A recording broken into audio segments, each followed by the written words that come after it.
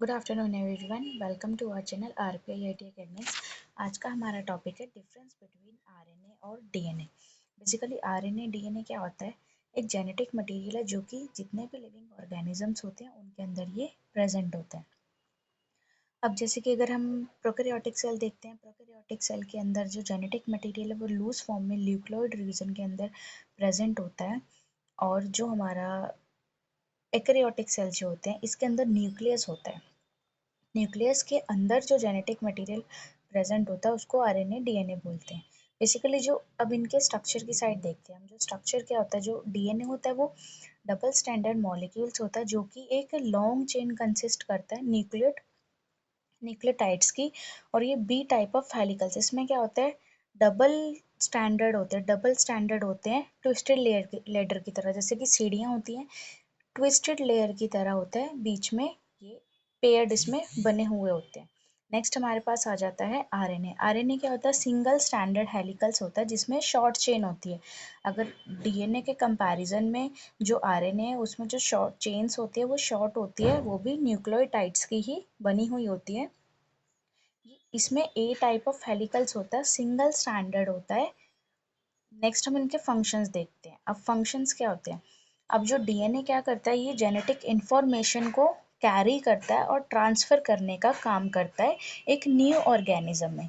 और ये जो स्टोरेज होती है जेनेटिक इंफॉर्मेशन की, ये लॉन्ग टाइम तक रहती है, लॉन्ग टाइम तक स्टोर होके रहती है। अब जो हमारा आरएनए है, आरएनए क्या करता है? ट्रांसफर, जो जेनेटिक कोड है सिर्फ उसको ट्रांसफर करता है न्यूक्लियस से राइबोसोम्स में, जो कि आरएनए का जो बेसिकली जो काम है सिर्फ प्रोटीन के सिंथेसिस में ही काम करता है। ये जेनेटिक इंफॉर्मेशन कैरी नहीं करता, इंफॉर्मेशन स्टोरेज भी नहीं करता, ये सिर्फ ट्रांसफर करता है जेनेटिक कोड्स को न्यूक्लियस से, और न्यूक्लियस से राइबोसोम्स में, जो कि प्रोटीन की सिंथेसिस में हेल्प करता है, प्रोटीन बनाने में हेल्प करता है। अब नेक्स्ट हमारा आ जाता है प्रोपागेशन। प्रोपागेशन रेप्लिकेशन में भी आता है। रेप्लिकेशन क्या होता है कि मल्टीप्लिकेशन, मिलियंस ऑफ कॉपी बन रही है। अब जो डीएनए है वो अपनी रेप्लिकेशन खुद करता है, सेल्फ रेप्लिकेशन होता है। जो मल्टीप्लिकेशन होती है वो सेल्फ हो रही है। लेकिन अगर हम आरएनए देखते हैं, जो आरएनए है वो डीएनए से ही सिंथेसाइज होता है। आरएनए जो है वो डीएनए से सिंथेसाइज होता है, और जो आरएनए का जो बेसिकली जो काम है वो क्या है? प्रोटीन सिंथेसिस में ये काम करता है। अब इनकी हम कंपोजिशन देख लेते हैं। बेसिकली दोनों ही स्ट्रक्चर जो है ये राइबोस नाम की शुगर से बनी होती है। डी जो डीएनए है वो डीऑक्सी राइबोस शुगर से बनी होती है, और जो आरएनए है वो राइबोस शुगर से बनी होती है। इन दोनों के अंदर ही फॉस्फेट प्रेजेंट होता है, डीएनए में भी प्रेजेंट है और आरएनए में भी, दोनों के अंदर फॉस्फेट प्रेजेंट है। और न्यूक्लियोटाइड बेस है, जो एडेनाइन, गुआनाइन, साइटोसाइन और थाइमाइन है, ये सारे क्या है? न्यूक्लियोटाइड बेसिस हैं, जो कि डीएनए का अलग होता है। और आरएनए में सिर्फ ऑलमोस्ट चार, जो ऊपर के जो तीन है, एडेनाइन, गुआनाइन, साइटोसाइन, ये दोनों में सेम है, आरएनए में भी सेम है और डीएनए में भी सेम है।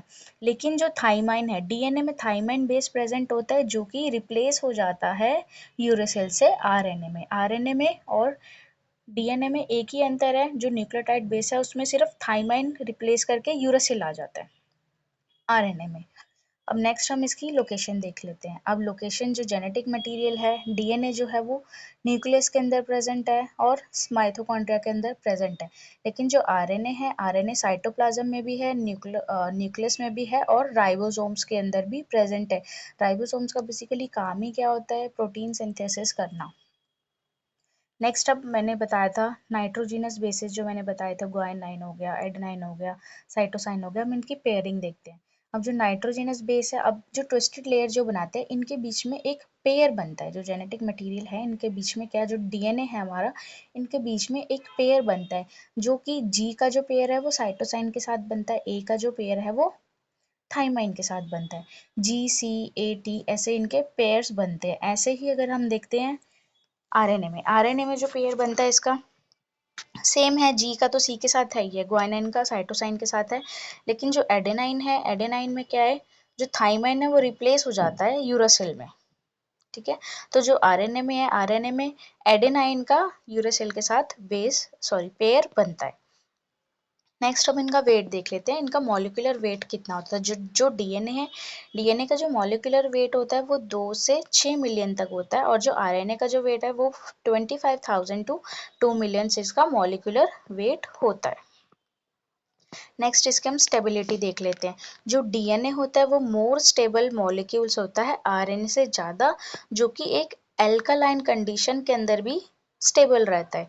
लेकिन अगर हम देखेंगे आरएनए क्या है, मोर रिएक्टिव है डीएनए से, और ये अल्कालाइन कंडीशन के अंदर स्टेबल नहीं रह पाता। अब अल्ट्रावायलेट सेंसिटिविटी देखें, जो डीएनए है वो डैमेज हो जाता है अल्ट्रावायलेट रेस से, लेकिन जो आरएनए है वो रेसिस्ट कर जाता है डैमेज होना यूवी रेस से डीएनए के।